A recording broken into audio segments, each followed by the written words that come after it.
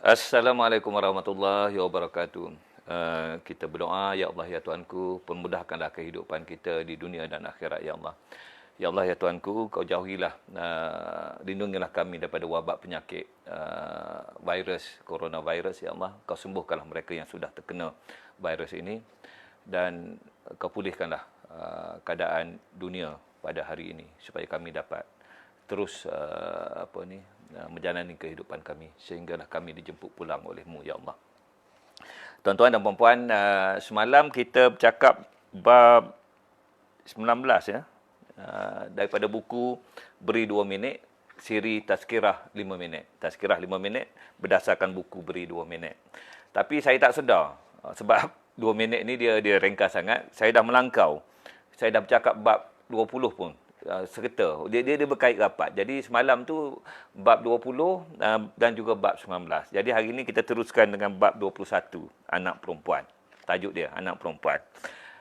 Masya-Allah, subhanallah, sebelum kita mulakan yang ini secara yang kita nak sebut, kita bercerita dululah sementara menunggu dia orang masuk dalam FB saya ni pukul 6.25 dan disebabkan oleh tajuk anak perempuan, ini very special lah. Saya cerita sikit lah. Kami ni ada 4 anak, 2 lelaki, 2 perempuan. Yang pertama perempuan, yang kedua lelaki, perempuan. Saya nak cerita anak bongsu saya sikit lah. Sekarang dia tengah menduduki peperiksaan IGCSE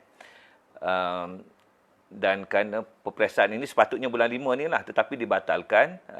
Sekolah kena buat peperiksaan.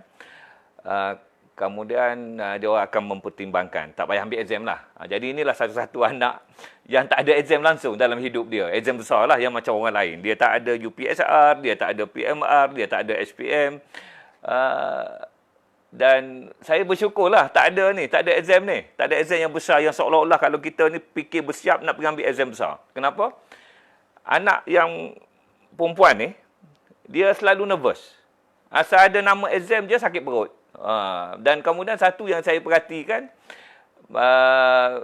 kalaulah dia pergi ambil exam, dia tak dapat buat, dia balik tu dia emosi. Ini anak ni macam-macam perangai.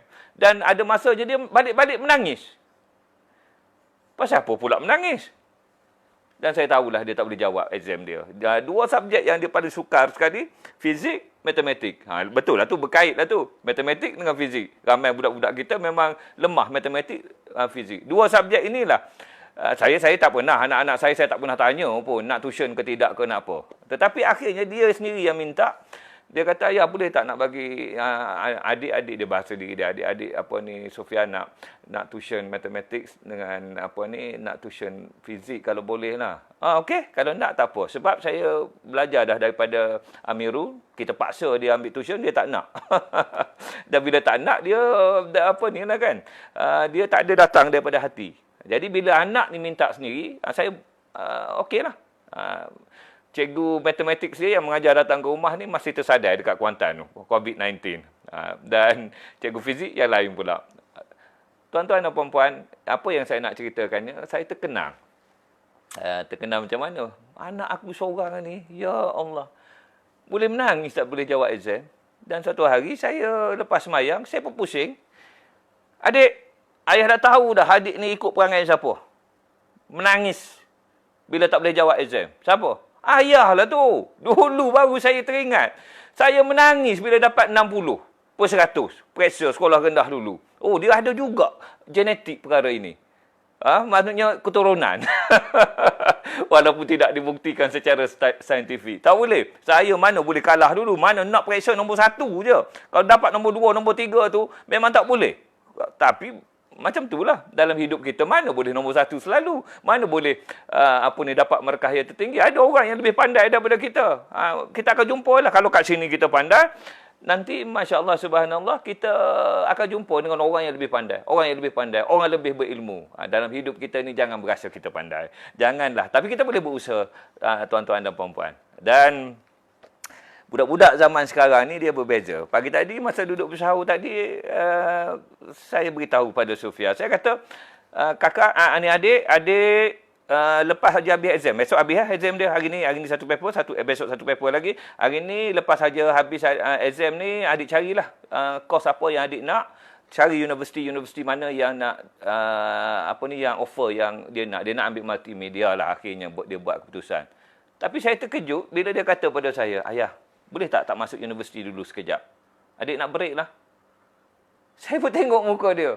Budak zaman sekarang ni, dia relax. Kalau saya dulu, habis je exam, terus nak masuk universiti, terus nak kerja. Pasal apa? Ayah kita, mak kita susah. Dan dia pun muda lagi kan, sebab dia cepat lah ambil, tak payah ambil SPM ni cepat. Jadi laluan dia tu lebih pantas. Saya pun kata lah, ikut adik lah. Adik nak relax pun tak apa dulu, tapi kalau nak buat short courses ke apa ke semua, insyaAllah. Kita ambil. Okey, tenang dulu. Sebab budak-budak zaman sekarang ni dia burn. Dia punya ni. Sebab pressure sangat dengan sistem pendidikan tu. Tetapi ada orang boleh adapt, ada orang macam tu lah. Tuan-tuan dan puan-puan, anak kita ni berbeza-beza ya. Dia punya perangai, dia punya tingkah laku. Tetapi akhirnya sekali, apa yang perlu kita lakukan, kita berdoa kepada Allah SWT. Kita kena minta dengan Allah. Ya Allah, ya Tuanku, tolonglah ya Allah, permudahkanlah anak aku ni, dia nak menduduki peperiksaan. Kau bagilah yang terbaik buatnya ya Allah. Terbaik di sisimu ya Allah. Bukan dapat A+ ke apa semua. Saya tak minta macam tu. Saya minta terbaik di sisimu ya Allah. Maksudnya laluan dia ni panjang lagi. Sebab tu jangan risau. Jangan risau. Anak dapat B dengan A, iyalah A dengan B, A lebih cemerlang dari segi akademik, tetapi belum tentu lagi cemerlang di sisi Allah. Dan saya lebih suka anak-anak saya ni maksudnya yang kedian-kedian ni lah. Yang dulu tak adalah jaga macam ni. Pagi-pagi kejut, bangun. Contoh semayang. Tahajud dulu, minta dengan Allah. Kalau kita rasa nervous, kita rasa apa, minta dengan Allah. Kita dah belajar, kita dah ada tuition, kita dah ada apa. Tetapi Allah lah yang akan menentukan bagaimana perasaan kita. Bagaimana kita boleh menjawab soalan peperiksaan. Kan kadang-kadang kita tak belajar pun, kita tak ingat yang topik tu kita tak belajar. Tiba-tiba masa tengah exam tak boleh jawab berpeluh. Tiba-tiba Allah bagi ilham macam mana? Nampak cikgu duk mengajar dalam kelas topik itu. Tak. Kita boleh jawab lah. Sebab itu ibu bapa yang ada ni sentiasalah mendoakan anak-anak dia. Baik tuan-tuan dan puan-puan, okey dah 6:25, 26 dah jam saya. Tajuk hari ni special ya, bab 21 anak perempuan. Anak lelaki tak ada dalam buku ni, anak perempuan. Kenapa? Saya mengambil inspirasi, ini ayah yang tulis ni. Okey, ayah yang tulis. Jadi saya mengambil inspirasi tuan-tuan dan puan-puan, bila kita sebut anak perempuan ni, apa yang paling besar dalam terlintas dalam kepala kita lah. Bila sampai satu peringkat. Jodoh Kita nak anak perempuan kita ni ada suami. Ramai orang yang kontak saya. Ramai tu bukanlah ramai sampai berpuluh-puluh orang. Adalah 5, 6, 7 orang. Prof, tolong doakan anak saya tak bertemu jodoh lagi. Anak perempuan saya. Kerja jurutera gini dia cerita. Alah, saya pun diam. Nak juga saya kata, anak saya pun belum kahwin lagi. Tapi saya tak kata lah macam itu. Orang minta doa, kita doa je lah. Apa susahnya kan? Tapi doa ibu bapa tu lebih mustajab. Tetapi satu perkara yang perlu kita ingat, jodoh pertemuan tu di tangan Allah. Bila kita redha bab itu, tak ada masalah lah. Contoh anak saya cuba nak padankan. 4 orang dah datang meminang. Anak jawab apa? Tak nak. Akak tak nak. Dah nak kata apa? Sebab itu Allah yang buka pintu hati dia. Tak usahlah duk kata. Anak lelaki saya pun, mak bapak dah setuju dah. Tapi akhirnya tak jadi. Kenapa tak jadi? Sebab itu Allah kata jodoh pertemuan di tangan Allah. Tapi kita geng lagi kan? Walaupun tak jadi. Itu dia tuan-tuan dan puan-puan. Masya Allah, subhanallah, Allahu Akbar. Anak perempuan ni kita lebih risau pada anak lelaki. Tetapi, mari kita amati satu perkara. Dalam Quran, ada 2 surah, rasa saya lah, yang melibatkan perempuan secara khusus. Surah An-Nisa dan juga surah Maryam. Maryam ni siapa? Dia kahwin ke? Tak ada, dia tak kahwin pun. Sebab Allah dah tentukan macam tu. Tapi anak dia jadi Nabi. Dan dia adalah wanita solehah yang telah dijanjikan syurga. Dijanjikan mahligai di syurga. Masya Allah, subhanallah. Jadi, tuan-tuan, kita berusaha. Kita menjaga ya. anak-anak kita, terutamanya anak perempuan kita ini, dan kita berdoa kepada Allah, ya Allah, ya Tuhanku, temukanlah jodoh kepada anak perempuanku ni, ya Allah, jadikanlah suami temukanlah suami yang baik, yang beriman, yang bertakwa, yang boleh membimbing dia sampai ke syurga. Saya hantar Sofia hari-hari ke sekolah, bukan ke sekolah, kat pintu pagar kondo Kemuncak tu. Kemudian van dia datang ambil. Jarak dia 2 minit je naik kereta. Dia boleh berjalan kaki. Tapi anak bongsu, anak perempuan, lain treatment dia. Saya ni yang bengkel-bengkel ni pun boleh lemah dengan anak perempuan ni. Hantar, sambil tengah berjalan ni, saya tiap-tiap hari saya kata, Sofia, ayah doakan Sofia supaya dipermudahkan, dapat ilmu, belajar, Allah terangkan hati, dan Allah doakan supaya Sofia dapat bertemu jodoh dengan orang yang beriman, yang bertakwa, yang boleh membimbing Sofia sampai ke syurga. Dan dia jawab, amin, amin, amin. Bukan kita gedik. Saya cerita, saya pergi berjalan merata-rata ke sekolah-sekolah. Budak-budak perempuan apa semua, saya kata berdoa supaya bertemu dengan suami yang baik, yang beriman. Bukan setakat nak dapat A. Bukan setakat nak apa. Yang budak SPM, yang Form 5 apa semua. Doakan yang ini, bukan kita gedik. Bukan kita ni, ya Allah, kira nak berlaki je. Bukan macam tu. Kita minta ini sebab suami itu penting. Baik.